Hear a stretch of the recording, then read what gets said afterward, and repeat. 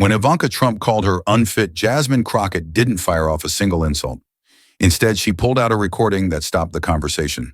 Cold, the ballroom was packed rows of dark-suited executives, entrepreneurs with gleaming name badges, and reporters clutching their notepads filled the Dallas Convention Center.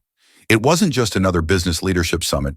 It had the feeling of a place where big statements would be made, where reputations could shift in a single afternoon. Ivanka Trump walked out onto the stage in a cream-colored suit, smiling, her voice even and confident, as she opened with remarks about innovation and leadership. For the first 10 minutes, the crowd listened. Politely, cameras, clicked phones, recorded. Then, without warning, she pivoted in politics. Ivanka said, her tone tightening just a little. We have to be able to tell the difference between those who bring real solutions and those who bring, theatrics.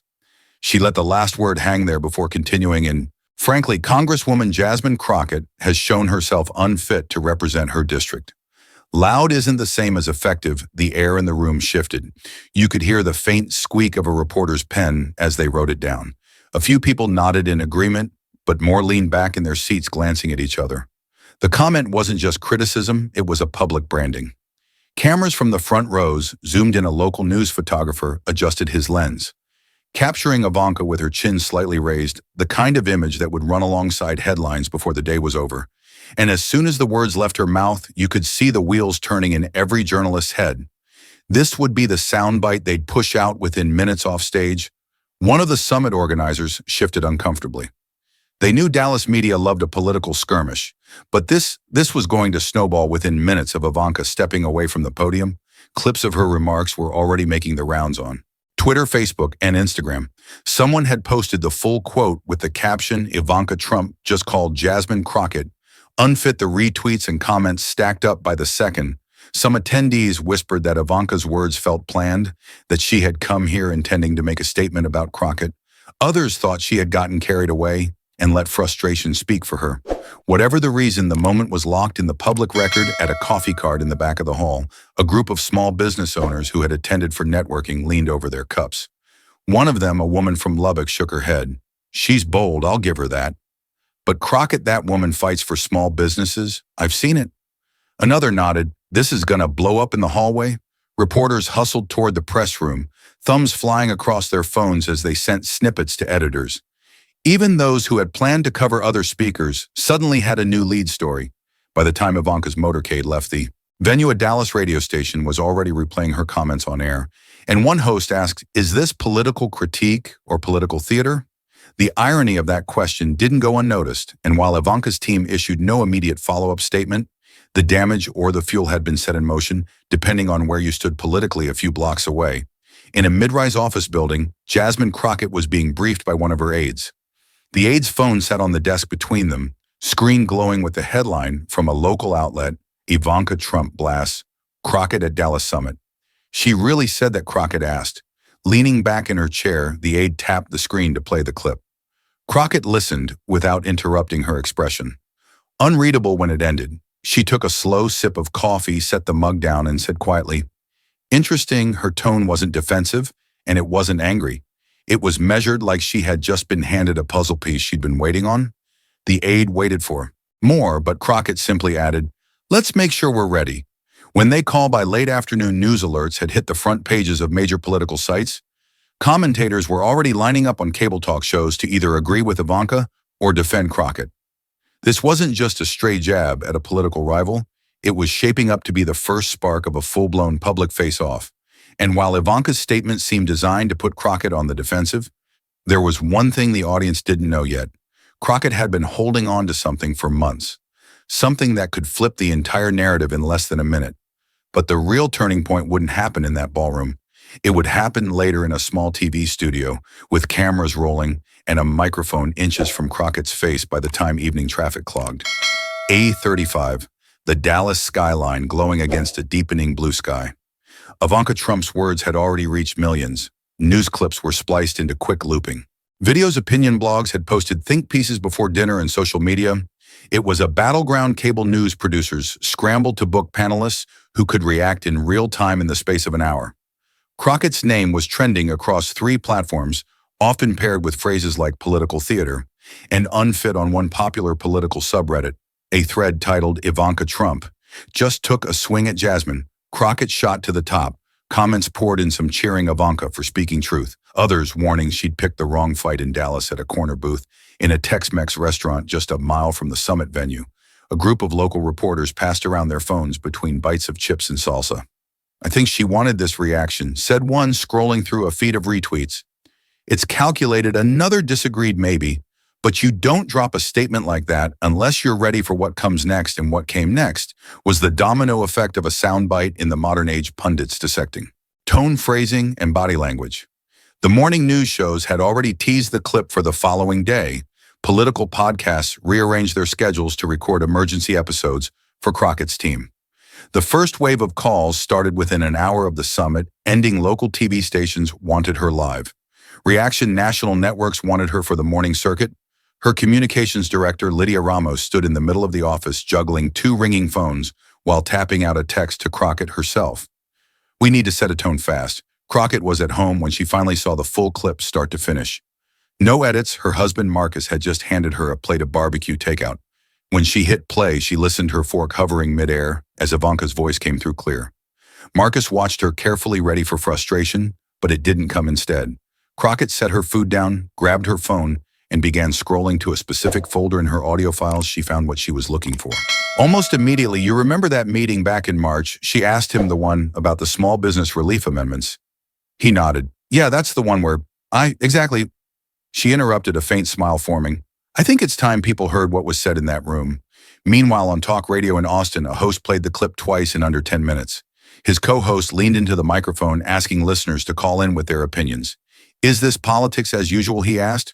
"Or did Ivanka just open a door?" "She can't close collars" lit up the lines at the same moment in Washington. Two political aides from opposite parties were texting each other the same link to the Dallas footage. One typed back, "If Crockett hits back smart, this will be all anyone talks about for days." The other replied simply, "She will." Online, the split was stark. Some influencers with massive followings echoed Ivanka's point, framing Crocker as all style and no results, but others, especially small business owners, pushed back. One viral post came from a woman in San Antonio who wrote, "My store was saved by the very Bill Crockett fought for. I don't care what you think of her politics. She shows up within hours." Crockett's staff agreed to a live evening interview on KDFW, the local Fox affiliate. Lydia texted the station back, "She'll be there in person." No phone in. It was a deliberate choice. Viewers needed to see her, not just hear her voice. Back at the summit venue, Ivanka's team quietly exited through a side entrance. A few reporters tried to get comments, but staffers smiled politely and kept moving in the SUV. Ivanka glanced at her phone, scanning headlines without expression. A member of her communications team finally broke the silence.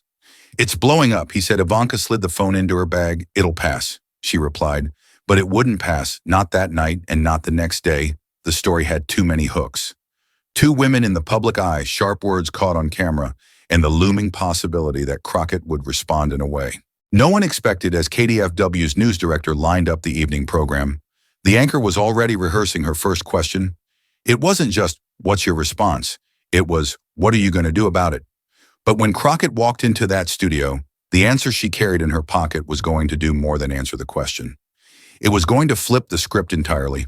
The studio lights were hot, the kind that make the air feel heavier than it is. Jasmine Crockett sat in the green room, a makeup artist dabbing the last bit of shine from her forehead. She didn't fidget. She didn't scroll her phone. She just sat there, her hands folded loosely in her lap, her gaze fixed on the muted TV in the corner, showing the current segment through the glass. She could see the anchor at the desk. Sharon Lyles, a veteran in Dallas news. Sharon was known for asking tough questions without raising her voice, which meant she could draw out truths.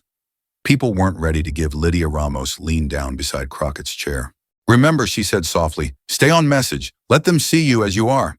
Calm, collected, focused." Crockett smiled faintly. "Don't worry, Lydia. I've got this." She glanced at her phone, which lay face down on the table beside her, then back at the glass window. "They're ready for me." The floor manager gave the signal. Crockett stood, straightened her blazer, and walked into the studio.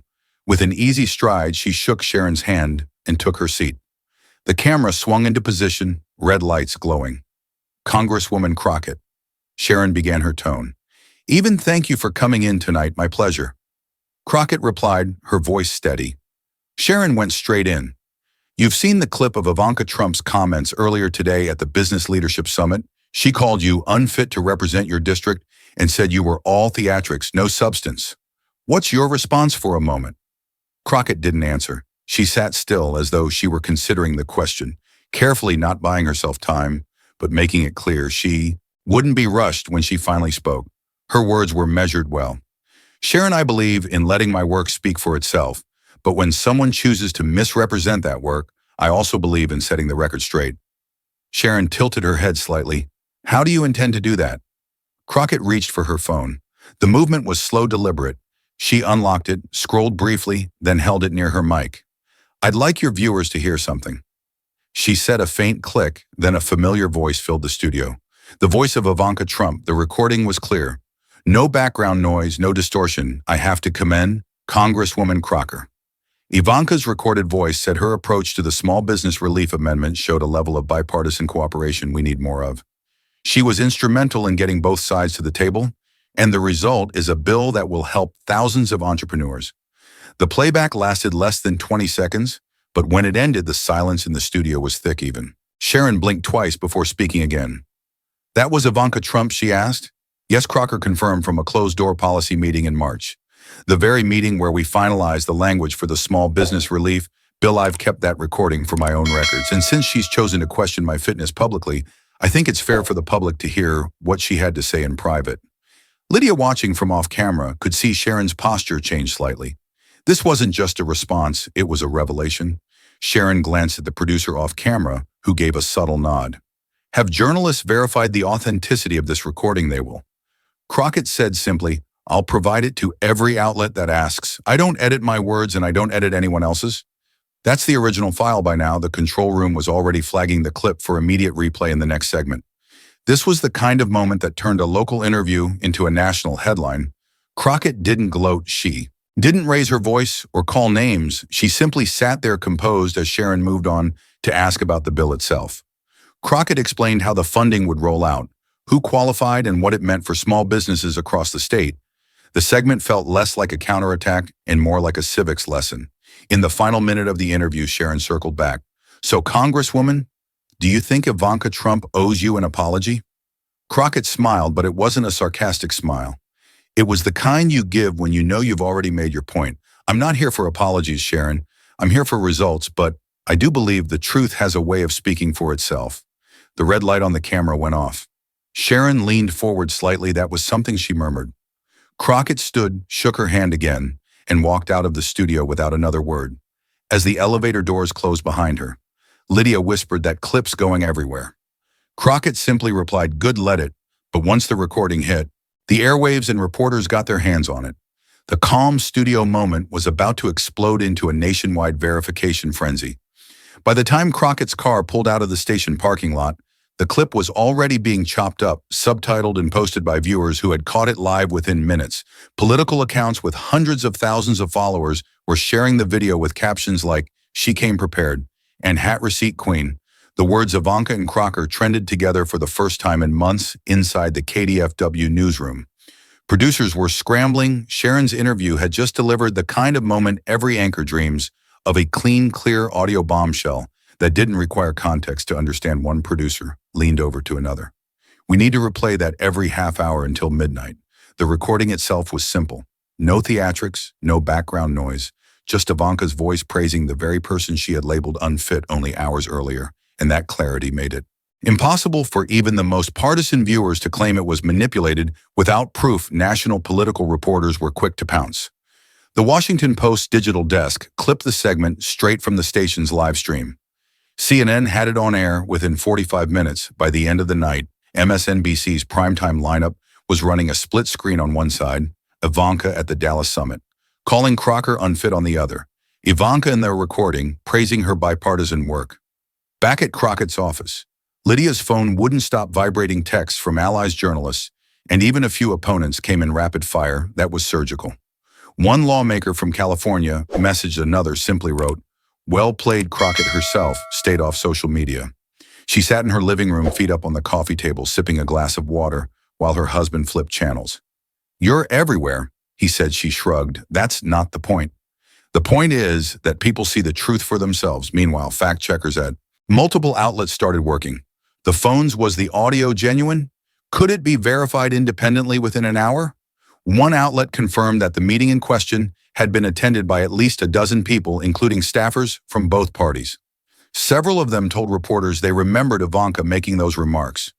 She said it. One attendee told the Dallas Morning News, "I remember thinking at the time, well, that's unexpected in political communications. Timing is everything, and Crockett's timing was lethal. Releasing the recording just hours after the attack ensured it would dominate the same news cycle. It didn't give Ivanka's team time to set the narrative or soften the blow over at a Washington, D.C. bar popular with Hill staffers. Televisions hung over the bar replayed the moment on loop. A young staffer muttered to his friend, "That's how you do it, one clip. No rant, just proof." His friend nodded, eyes still on the screen. Ivanka's camp was noticeably quiet that night.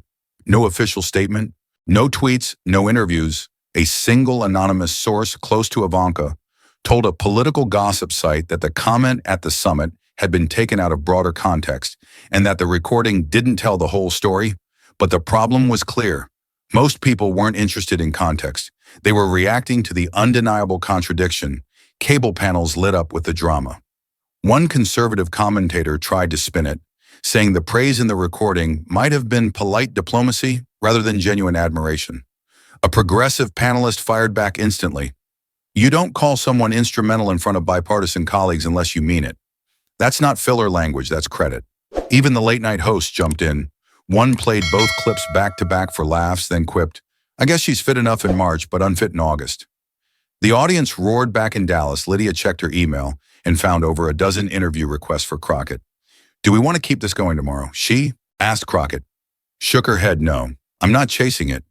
I've made my point. If they want to talk about policy, I'm here. If they want more drama, they can look elsewhere."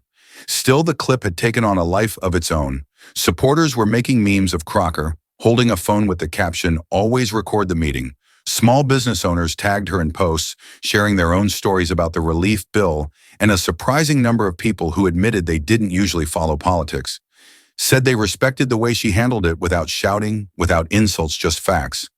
But while the public reaction was swelling in her favor, the real frenzy was happening behind the scenes as media outlets scrambled to authenticate every second of that recording before the next morning's headlines by sunrise. The next morning, it wasn't just a Dallas story anymore. It was everywhere. National morning shows opened with the split-screen footage, anchors leaning in as they replayed the audio and asked analysts to weigh in. The New York Times had pushed out a breaking news alert at 6:00 a.m., linking to a piece headline, "Crockett counters Trump criticism with rare audio from policy meeting in the glass-walled newsroom at KDFW."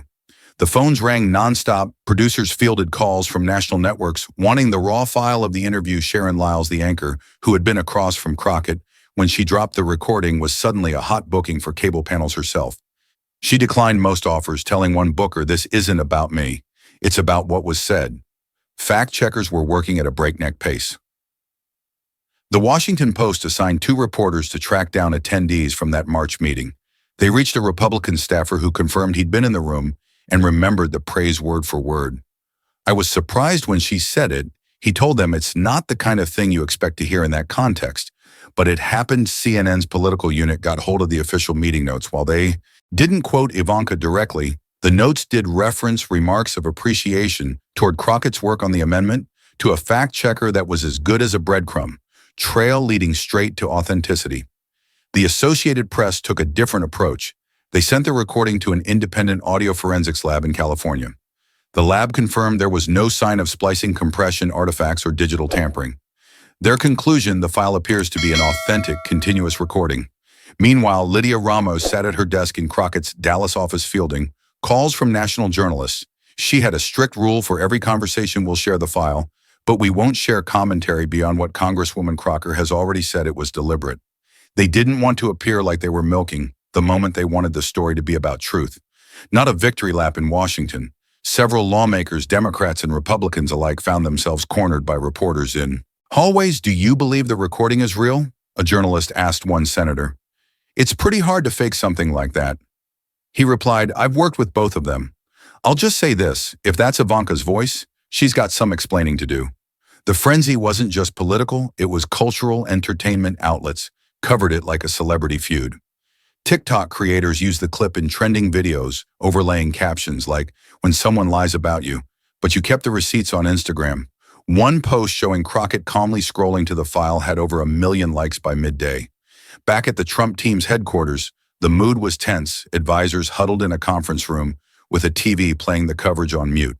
"We can't ignore it anymore." One aide said, "If we don't respond, it looks like we're admitting it." Another countered, "If we do respond, we keep it alive for another 3 days." Ivanka wasn't in the room. She was on a flight to Miami, but her staff kept texting her updates in Dallas. Crockett kept too. Her schedule, she attended a morning meeting with local entrepreneurs, shook hands and listened to concerns about supply chain costs. When one man told her, "I saw you on TV last night. You handled yourself with class." She smiled politely and moved the conversation back to his business. Still, there was no denying the shift in public perception in a matter of hours. She had gone from being on the defensive to holding the high ground, and the reason was simple. People could hear the truth for themselves. No spin, no opinion, just words captured in real time months earlier that afternoon. NBC News confirmed what most already suspected. 3 independent sources who had attended the meeting verified the accuracy of the recording by 3:00 p.m. Even some commentators who had initially sided with Ivanka were urging her to clarify her remarks. One tweeted, "If this is the same person you praised in March, maybe calling her unfit isn't the best look." Lydia watched the tide turn from her office computer, her inbox now stacked with requests from outlets she knew Crockett would decline. She doesn't need to add more. Lydia thought the recording is still doing the talking, but as the media confirmed every detail, the online reaction was building into something. Even Ivanka's camp couldn't have predicted a digital wave that would turn Crockett's moment into a full-blown cultural flashpoint. By late afternoon, the conversation had broken out of political circles and spilled into nearly every corner of the internet. Twitter timelines were stacked with clips of the interview. Some slowed down with dramatic music, others overlaid with captions like, "When you bring facts to a feelings fight." Instagram reels carried side-by-side footage of Ivanka's summit remarks and the March meeting praise, racking up millions of views in hours. TikTok was another beast entirely. One creator stitched the recording into a parody skit acting as Crockett, holding a phone while a friend pretended to be Ivanka. It was absurd funny and brutally effective at reinforcing the contradiction. Within 6 hours, the video had 2.8 million views. Hashtags like, "Hey, y'all receipt Queen and Huss Crockett keeps receipts" didn't just trend. They dominated. People used them in posts about everything from politics to petty workplace wins. A user from Phoenix posted a photo of a co-worker's contradictory email chain with the caption channeling "my inner Jasmine Crockett." The replies were full of people tagging friends. "This is exactly what I was telling you on Facebook." A group for small business owners shared the clip with a lengthy caption about the relief bill. "No matter what side you're on the post, red facts are facts. This bill kept our doors open, and Congresswoman Crocker fought for it." The post went viral in its own right, attracting comments from across the country. Even late-night comedians joined the chorus. One joked in March Ivanka was Crockett's biggest fan. In August, "She's calling her unfit. I'm starting to think someone needs a calendar." The audience laughed, but the joke stung because it reflected exactly what people were already thinking, that the shift in tone didn't make sense. In Crockett's Dallas office, the mood was controlled, but energized. Lydia sat at her desk, phone in one hand, reading through a growing list of interview requests. "Trevor from Good Morning America is calling again," she told Crockett. "No," Crockett said without hesitation. "We're not turning this into a tour. This isn't a victory lap. It's a moment to remind people why they need to pay attention." Still, her team couldn't ignore the way public opinion was shifting. A political strategist friend texted Lydia, "She just jumped 15 points in favorability on our overnight poll. That never happens in 24 hours. Lydia didn't reply right away, but she knew it wasn't an accident. When you counter a public attack with undeniable evidence, you leave little room for spin. Meanwhile, Ivanka's name was trending for all the wrong reasons. Her own supporters were split. Some defended her by arguing that circumstances had changed since March, while others admitted the optics were bad. A conservative influencer tweeted, "This is why you don't attack someone unless you've got your own receipts. Otherwise, well, here we are."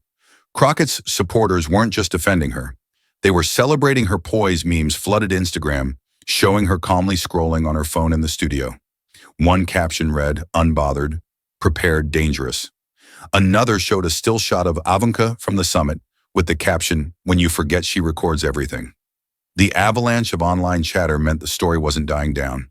It was evolving. News outlets started running think pieces about the new era of political accountability and how technology made it harder for public figures to rewrite history. One columnist wrote, in an age where nearly every meeting is recorded by someone, the truth has a way of resurfacing, often at the worst possible time for the person who tried to bury it. By evening, Crockett had gained over 200 new followers across her social media platforms. Her staff was careful not to gloat, but they did post a short, pointed message on her Twitter account. March versus August receipts don't expire. Ivanka's camp finally released a short written statement around 8 p.m. It read, "While I have respect for anyone who works toward bipartisan solutions, I also reserve the right to critique performance when it changes over time. My comments yesterday reflect my current perspective. It was meant to clarify, but the phrasing only fueled more debate." Commenters pounced on the vagueness. What had changed? Why Crockett didn't respond directly to the statement? Instead, she attended a small evening fundraiser for a local literacy program when a donor approached her and said, "You're trending everywhere." She smiled lightly and said, "I'd rather the bill trend. People need to know how it works." But the truth was, Crockett's moment had already outgrown the bill. It had become a cultural example of how to handle a public attack. Stay calm, bring proof, and let the audience connect the dots. But while the internet was turning Crockett into a folk hero, Ivanka's team was scrambling to figure out their next move, and their miscalculation was about to be magnified by how they handled the press in the coming days. By the next morning, the atmosphere inside Ivanka Trump's team was tense enough to feel like static in the air. The conference room in their Miami headquarters was filled with aides, hunched over laptops, scrolling through coverage, watching the interview and reading the latest polling shifts. Every screen showed Crockett's face alongside Ivanka's words from March and August. The contrast was brutal. Her communications director, Glenn Avery, leaned forward in his chair, rubbing the bridge of his nose. "We can't just let this run wild," he said, his voice low but sharp. "It's already a full news cycle. Old if we don't start shaping the narrative. Now we're going to lose another 2 days." Across the table, a younger aide shook her head. "Every time we respond, the clip gets played again, and every time it gets played more, people see it for the first time. We could be making it worse." They'd been through situations like this before.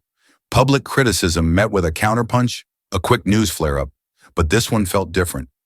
The problem wasn't just the contradiction between March and August. It was how clean the evidence was. There was no ambiguity in the audio, no fuzzy audio quality to cast doubt on a video call. Another senior advisor suggested a bold move. Have Ivanka call Crockett directly off the record and smooth it over. If she can get Crockett to say they've cleared the air, it'll take the sting out. But Glenn dismissed it immediately. Crockett's not going to bail us out. If she wanted this to go away quietly, she never would have played that recording on live TV. Meanwhile, in Washington, reporters camped outside a building where Ivanka was scheduled to attend a closed-door donor meeting. When she arrived, they called out questions over the sound of cameras snapping. "Do you stand by your comments about Congresswoman Crocker? Do you dispute the recording?" She didn't stop walking, offering only a tight-lipped smile before disappearing inside that clip alone. Ivanka saying nothing was replayed on the evening news with commentary about her silence back in Miami. Glenn finally settled on a strategy release, a longer, more detailed statement framed around changing circumstances.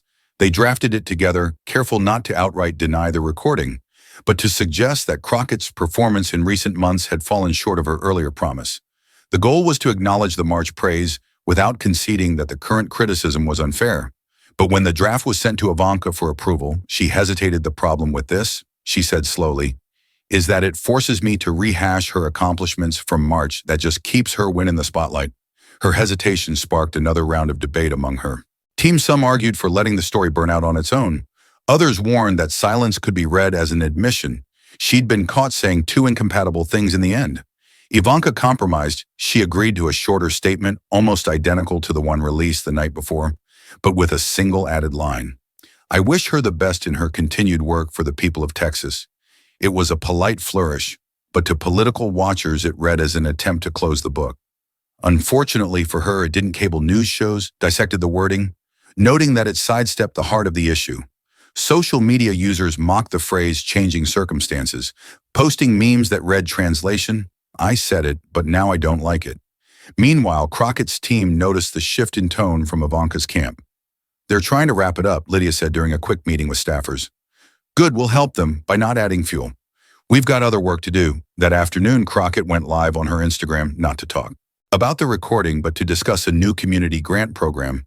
Still, the comment section was full of references to the interview, with supporters writing things like legend, always receipts, and class act. She read them, smiled, and kept talking about the grant for Ivanka's team. That was the most frustrating part. Crockett wasn't engaging in a back and forth, which meant they couldn't frame the situation as an ongoing feud. She had simply dropped the recording and moved on, leaving them to explain the gap between her past praise and present criticism.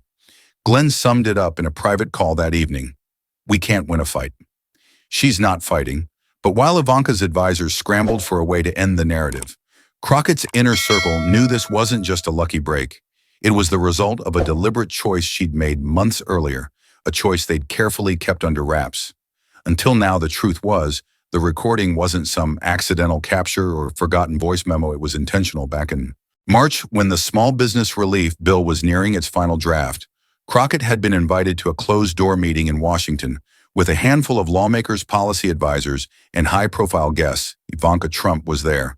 Representing business advocacy interests, the meeting had been cordial, even productive. Ivanka had been unexpectedly complimentary toward Crocker, praising her willingness to negotiate across the aisle. It was the kind of meeting that could have easily faded into the blur of 100 other political gatherings, except Crockett had pressed record on her phone the moment she walked in. It wasn't paranoia. Crockett had learned early in her career that in politics, praise in private often turned to criticism in public, and context could be twisted beyond recognition. Having a record of the original words wasn't about revenge, it was about accuracy. She never told her team about the recording. At first, only Lydia knew, and even then Crockett framed it as just in case. For months it sat, buried in a folder on her phone, named with nothing more than the meeting date in early August. When the Dallas Summit invitation list leaked, Lydia noticed Ivanka was scheduled to speak. She mentioned it casually to Crockett over coffee. Think she'll bring you up? She asked. Crockett raised an eyebrow. If she does, I'll be ready. Her readiness didn't mean she wanted a fight. Crockett was focused on pushing through the final funding phase of the relief bill and wasn't interested in being dragged into a headline war. But she also understood the political game. Sometimes your silence gives others the space to rewrite your work.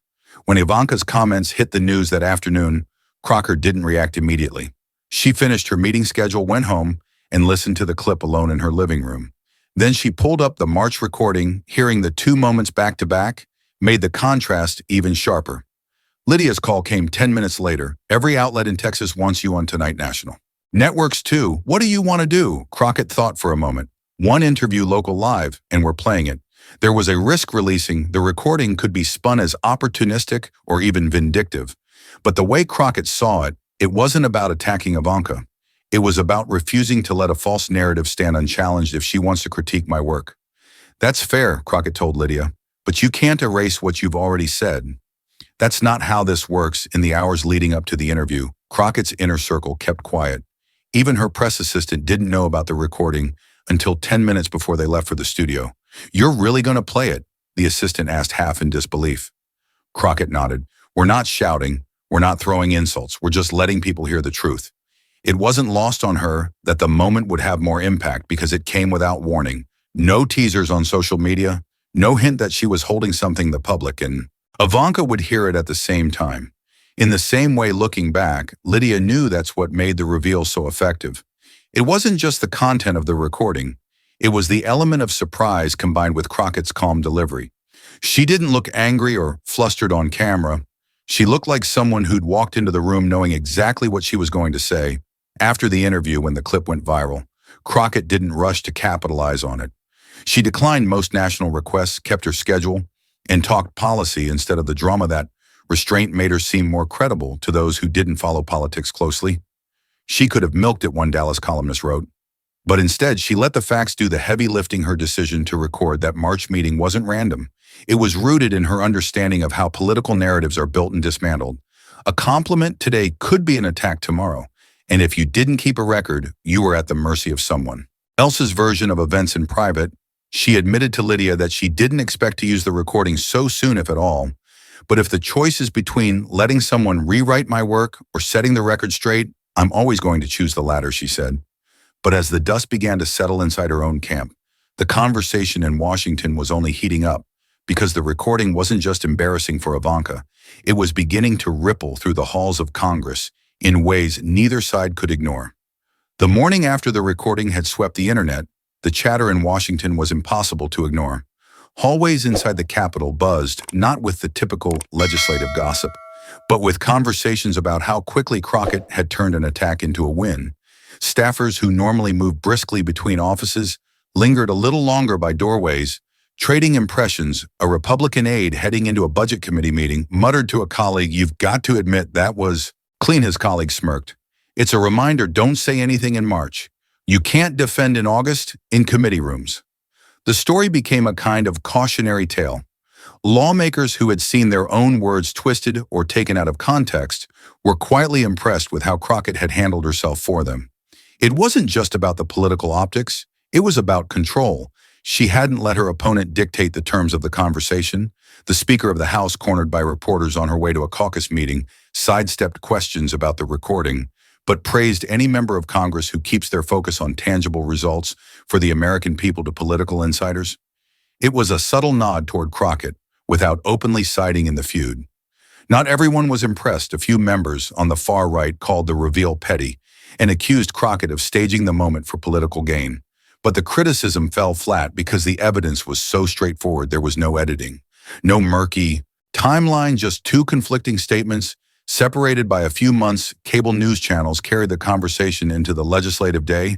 A CNN analyst compared Crockett's handling of the situation to a lawyer presenting airtight evidence in court on Fox News.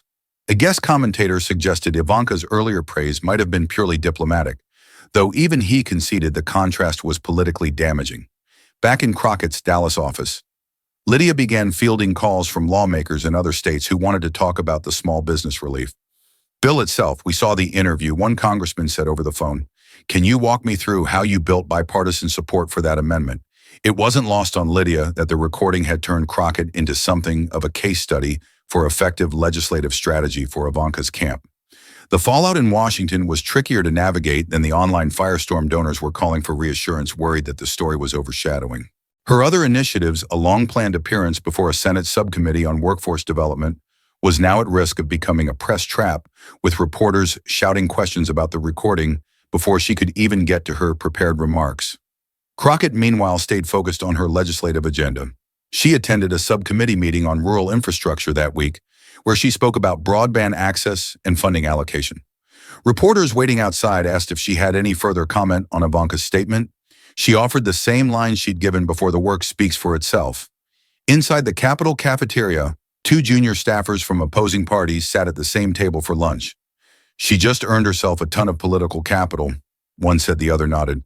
"Yeah, but now people are going to expect her to play defense like that." Every time that prediction wasn't far off. Crockett's deft handling of the incident raised expectations among her allies and scrutiny from her opponents. Some wondered if she'd be able to maintain that level of composure and precision the next time she faced a public attack. The recording also had a quieter but significant effect. It sparked a conversation among lawmakers about transparency. A few younger members began openly talking about recording more of their own meetings, not to leak them, but to protect themselves from future mischaracterizations. One veteran senator chuckled when a reporter asked if he'd ever considered doing the same. "Let's just say I'm suddenly a lot more aware of where my phone is during meetings." He replied by the week's end.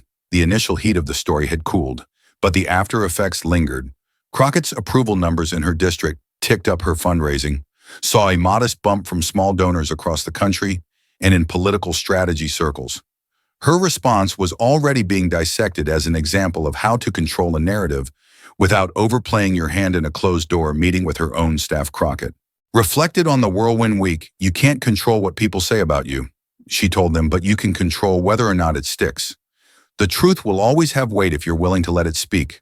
But outside the Capitol and beyond the political circles, everyday people who had barely followed the story were left with a simple impression. When someone comes at you and you've got the truth, you hold it steady and let it do the work. And that's where the real moral of the story was waiting to be told for most people outside politics. The saga between Ivanka Trump and Jasmine Crockett wasn't about party lines or legislative maneuvering.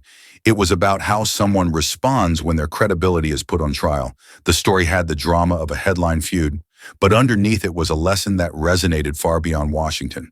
If you're telling the truth, you don't have to shout to be heard in neighborhoods, from San Antonio to Seattle. People talked about it at coffee shops and barbershops, and during lunch breaks, a teacher in Des Moines told her civics class, "This is why you document your work if you can prove what you've done." No one can erase it at a farmer's market in Fresno. Two vendors discussed it between customers. She didn't argue, she didn't get emotional. She just let the tape play. One said, the other laughed. That's the kind of poker face I wish I had. What stuck with people was the simplicity of Crockett's approach. No lengthy press conferences, no insult trading, just a short clip that spoke louder than any press release could. It reminded viewers that you don't have to meet hostility with hostility. Sometimes the most effective counterpunch is proof delivered without theatrics for Crockett. The moral wasn't about winning a political skirmish. It was about protecting the integrity of her work. When you put your time and energy into something real, you have to guard it. She told a group of local high school students a week later, because someone somewhere will try to rewrite your role in it. And if you're not prepared, their version becomes the truth. Her words hit home for one student who stayed behind. After the event, "I'm not into politics," the student admitted, "but I liked how you didn't just call her a liar. You showed what happened and let people figure it out." Crockett smiled and said, "That's because I'm not trying to win an argument. I'm trying to keep the record straight across the political spectrum." Commentators noted the balance she struck between standing her ground and staying above the fray. A columnist in the Dallas Morning News wrote her restraint was as strategic as the recording itself. By not feeding the drama, she made the truth. The headline, not the feud. And that's where the lesson deepened in a culture that rewards quick comebacks and viral outrage. Crockett showed that patience and preparation can carry more weight than speed. She didn't rush to respond in the first hour. After Ivanka's comments, she waited until she had the right platform, the right moment, and the right delivery. Even Ivanka's critics admitted the move was discipline. One political strategist put it plainly, that's how you take control of a moment. You prepare for the day you might need to defend yourself, but you don't live your whole career looking for it. You wait until it matters. The recording became more than a political counter. It became shorthand for readiness. People in offices joked about pulling a Crocker when they saved an email or documented a conversation just in case it was no longer just a news clip. It was part of everyday language. But there was another quieter takeaway too. The power of staying calm when someone is trying to provoke you. Crockett could have gone on the offensive with insults or accusations. She could have used the moment to tear down her opponent. Instead, she chose a path that didn't just defend her reputation, it elevated it in the weeks that followed. The furor died down, replaced by the next wave of headlines. Yet the clip of that interview still circulated online, often resurfacing when people talked about accountability or truth in public life. It was proof that the way you handle a single moment can ripple into a reputation that lasts far longer than the news cycle for Crockett. It was business as usual after that: committee meetings, constituent calls. Bill markups, none of it slowed down, but every so often someone would stop her in a grocery store or airport terminal to say, "I saw that interview. You handled it perfectly." She'd thank them, then move on without lingering on the moment. Because for her, it had never been about winning the internet or embarrassing a critic. It was about showing quietly, clearly, that truth doesn't need a spotlight. It just needs a chance to be heard. So if there's one takeaway for anyone watching the story from the sidelines, it's this: document your work, know your worth, and when the time comes, let the facts speak. You don't need to raise your voice if you've got the truth in your hands, and if you believe stories like this matter. Stories where preparation beats posturing, where honesty wins over noise. Make sure to subscribe so we can keep bringing you the moments that prove it.